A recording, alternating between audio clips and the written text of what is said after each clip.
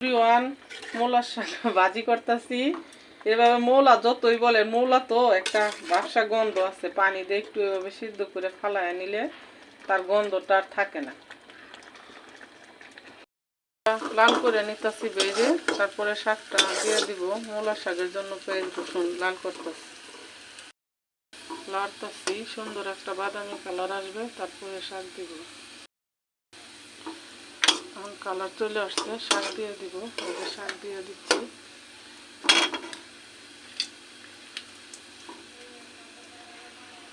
শাক দিয়ে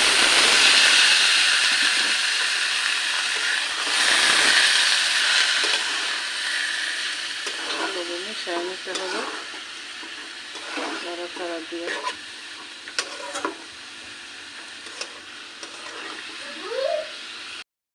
অফিসতে আসার সময় দেখে টাটকা মূলার শাক পছন্দ হয়েছে, নিয়ে আসলো, রান্না করে দেই। যখন পছন্দ হয়েছে খায় দেখো।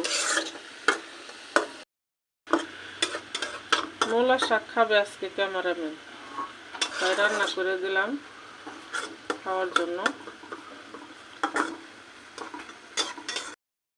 তাই মূলার শাক ভাজি করে দিলাম। আজকে এই পর্যন্তই। আল্লাহ হাফেজ।